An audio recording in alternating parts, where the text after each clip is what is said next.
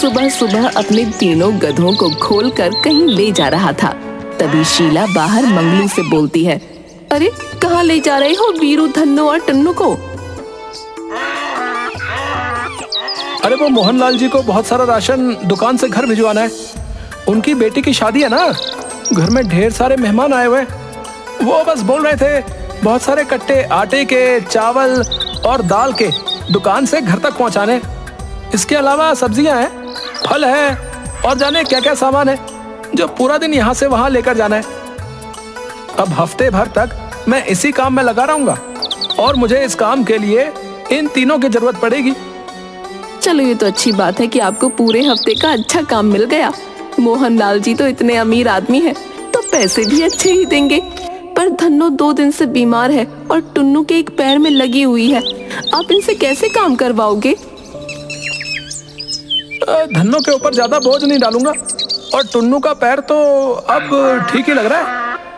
ये आदमी तो बीमार गधी पर भी कोई तरस नहीं खा रहा। बताओ अब ऐसी तबीयत में मैं कैसे बोझ उठाऊंगी? अरे पागल किसी और को बनाना, कोई बीमार नहीं हो तुम। जैसे ही मालकिन को देखती हो वैसे ही जमीन पर लौट जाती हो और मालकिन को लगता है कि बेचारी गधी बीमार है। अरे तो तेरे कौन सा पैर में दर्द है? कल रात को ही मैंने तुझे घोड़े की तरह कूदते हुए देखा था। ये है गधा और घोड़े की तरह कूद रहा था। क्या धन्नो, तुम भी बड़ी मजाकिया हो। चलो चलो अब जल्दी चलो भाई, आज बहुत काम है। चलो शीला, मैं चलता हूँ। अच्छा, शाम को थोड़ा देर से आऊंगा। हाँ ठीक है। मंगलू अपने तीनों गधों को लेकर दुकान से राशन उठाने जा ही रहा होता है कि तभी रास्ते में उसे रामू मिल जाता है। अरे मंगलू, अरे इन तीनों गधों को इतनी गर्मी में लेकर कहाँ जा रहा है भाई? अरे वो मोहनलाल जी के घर सामान पहुंचाना है ना, बस वही उठाने जा रहा हूँ। अरे पर इन गधों पर तो थोड़ा तरस खा लेता भाई। देख रहा है कितनी गर्मी हो रही है। तूने तो सर पर पगड़ी बांध रखी है, पर इनका क्या भाई? इतनी गर्मी में बेचारे कैसे काम करेंगे? अरे ये तो मैंने सोचा ही नहीं था। गर्मी तो सच में बहुत ज्यादा ही पड़ रही है। हे भगवान, ये मंगलू बेवकूफी था और बेवकूफी रहेगा। अब इसे कौन समझाए कि भगवान ने हम जानवरों को सर्दी और गर्मी दोनों झेलने लायक बनाया है। हम इन इंसानों की तरह कमजोर थोड़ी हैं यार। इसीलिए इसको गधा बोलते हैं और नाम हमारा आता है।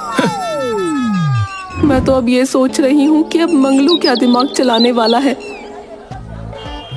मंगलू सीधा एक दुकान पर जाता है जिस पर बड़ी बड़ी टोपियां मिल रही होती हैं। हाँ मंगलू, बोल कौन सी टोपी दिखाऊं? भाई मुझे अपने लिए टोपी नहीं चाहिए, मुझे तो अपने इन 3 गधों के लिए टोपी चाहिए। हैं? अब ये गधे भी टोपी पहनेंगे क्या?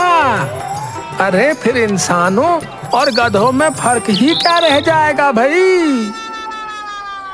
अरे भैया, इन गधों को भी तो धूप लगती है ना, बेचारे इतनी धूप में कैसे काम करेंगे?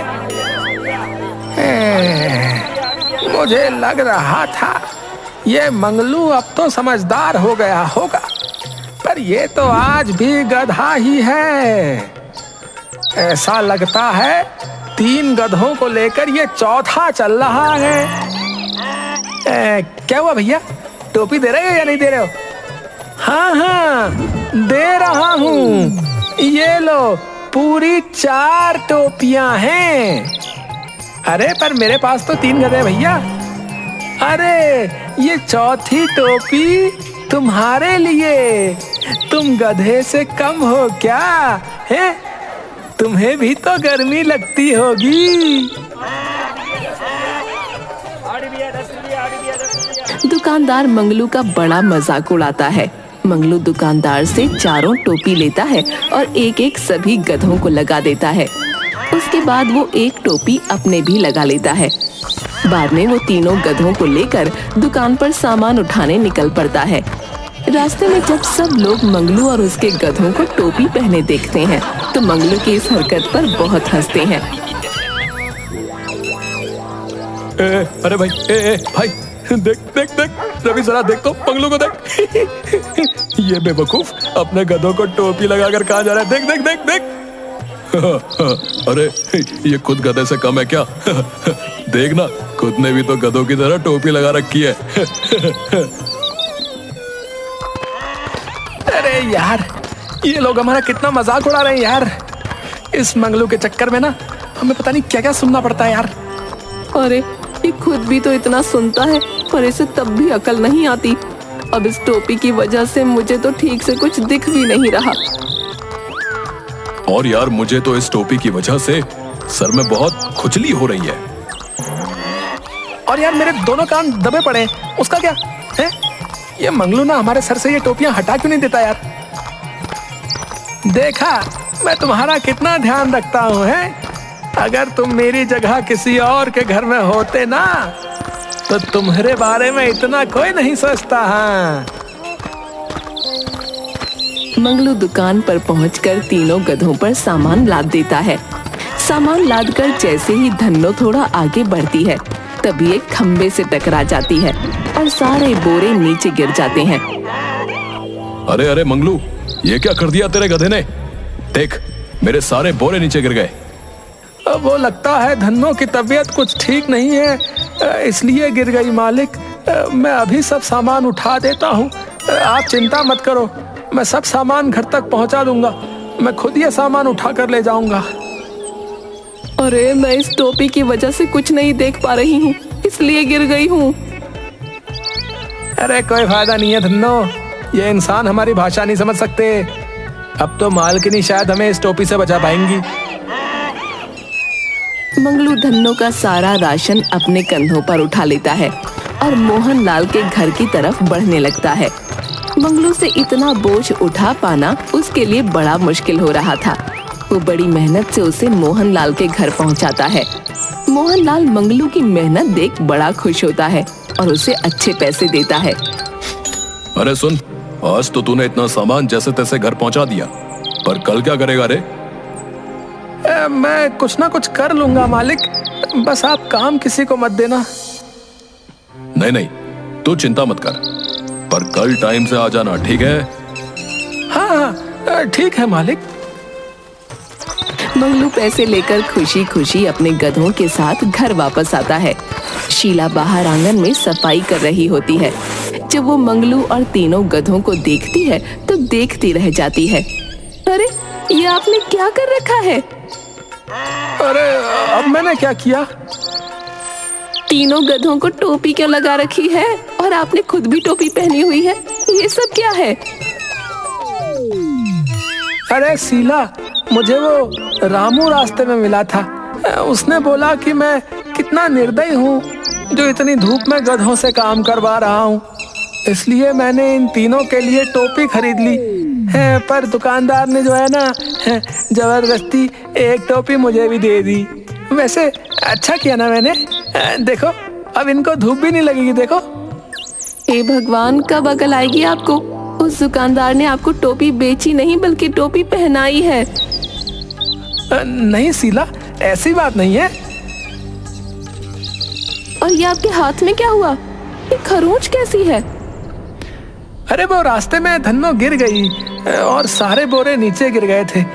अब मोहन लाल जी के घर तक सब सामान पहुंचाना था, तो बस फिर क्या, मुझे ही धन्नो का सारा बोझ अपने कंधों पर उठाना पड़ा और उसी की वजह से ये खरोंच आ गई।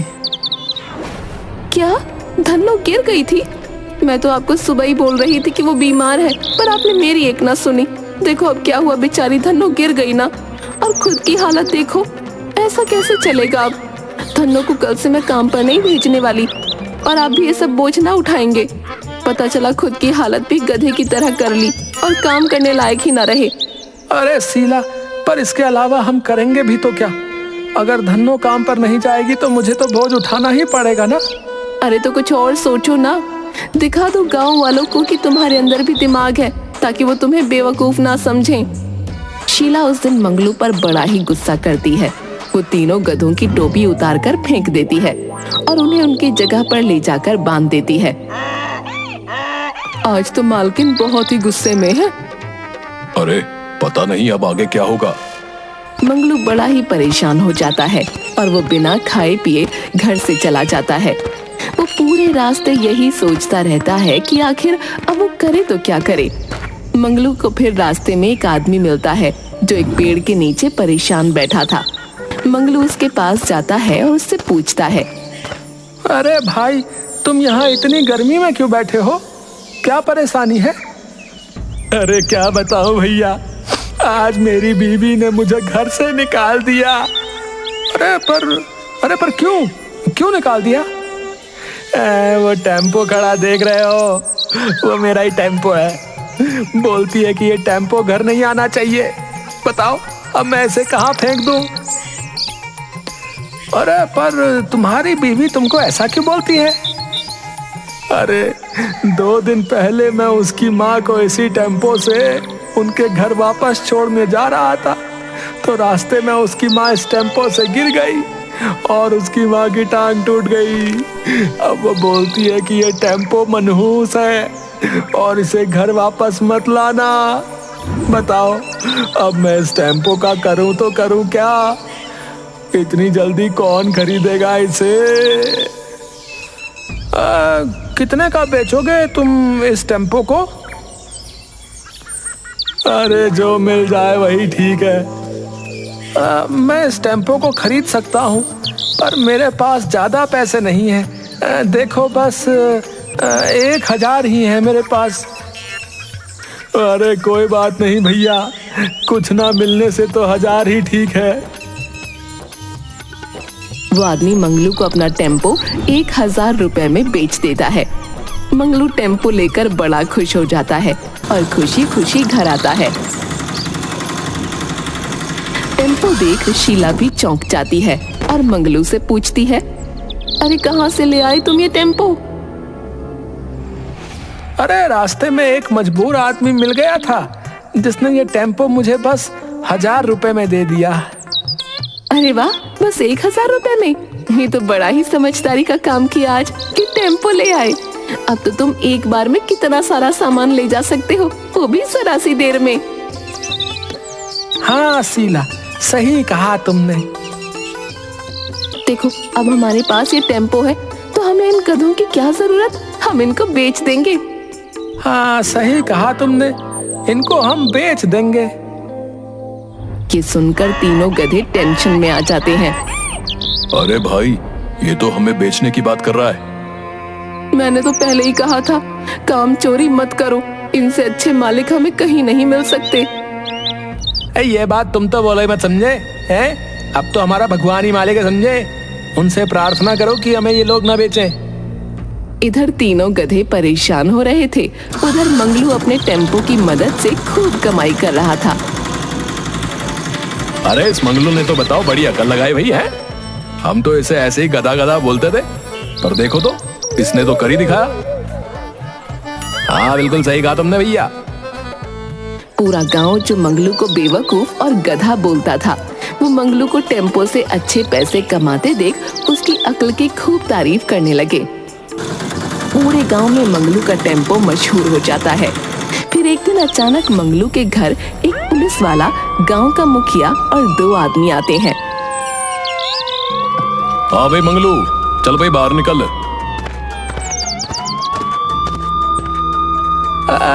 क्या हुआ साहब जी? हाँ भाई, ये टेम्पो किसका चुरा कर लाया है? नहीं, ये तो मेरा है, मैंने खरीदा है।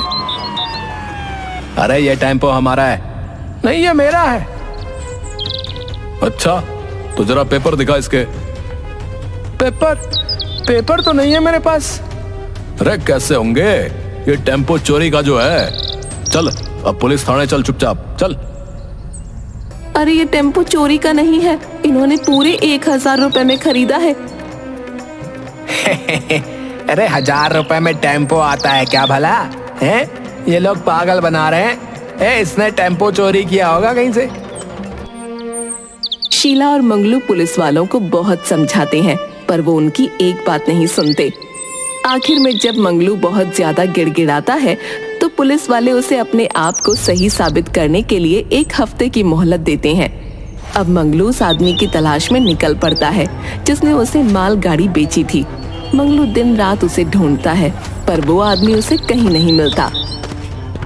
मंगलू थक हार कर एक दुकान पर बैठ जाता है, पर तभी उसी दुकान पर वही आदमी उसे चाय पीता दिखता है। अरे ये तो वही आदमी है। मंगलू जल्दी से उस आदमी के पास जाता है, पर मंगलू को देख वो आदमी भागने लगता है। मंगलू जैसे तैसे उसे पकड़कर थाने लेकर जाता है। साहब जी, यही है वो आदमी जिससे मैंने वो टेम्पो खरीदा है। हाँ भाई, तूने ही बेचा है इसको वो टेम्पो है भाई? नहीं नहीं, ये झूठ बोल रहा है। भाई देख, मुझसे झूठ बोलने की कोशिश की ना तो हड्डियां तोड़कर चूरमा बना दूंगा, समझा? इसीलिए सच सच बता दे। जी जी जी, हाँ, वो मैंने ही बेचा है। वो दरअसल मेरा टेम्पो था ही नहीं, वो तो पहले से वहीं खड़ा था। अब इस मंगलू की बेवकूफ़ी के किस्से तो पूरे गांव में मशहूर है, तो बस उसी का फायदा उठाकर मैंने किसी और का टेम्पो इसे बेच दिया। हाँ तो बस हो लिया। अब इसकी सजा तो तुझे जरूर मिलेगी। पुलिस वाला उन दोनों आदमियों को बुलाता है और उनका टेम्पो उनको वापस कर देता है। मंगलू बेकसूर साबित हो जाता है और खुशी खुशी घर जाता है। वो सारी बात शीला को बताता है। शीला उस पर बरस पड़ती है। आखिर में तुम बेवकूफी साबित हुए ना, फिर से गांव वाले अब तुम्हारा मजाक उड़ाएंगे। क्या फायदा हुआ उस मालगाड़ी का? 1000 रुपए भी चले गए। तुम दुखी मत हो शीला, मैं एक दिन टेम्पो जरूर खरीदूंगा। नहीं नहीं, हमारी किस्मत में टेम्पो वेम्पो नहीं है। हमारे तो ये 3 गधे ही सही है जो हमेशा हमारे पास रहेंगे। अब हम इनको दोबारा बेचने का ख्याल भी मन में ना लाएंगे। हाँ शीला, सही कहा तुमने। ये सुनकर तीनों गधे बड़े ही खुश हो जाते हैं। अरे वाह, अब हम यहीं रहेंगे। अरे ओ भैया ओ, अब हम भी मेहनत के साथ काम करेंगे, समझे? हाँ बिल्कुल, इनसे अच्छे मालिक हमें कहीं और मिल ही नहीं सकते। अगले दिन फिर मंगलू तीनों गधों के साथ काम पर निकल जाता है।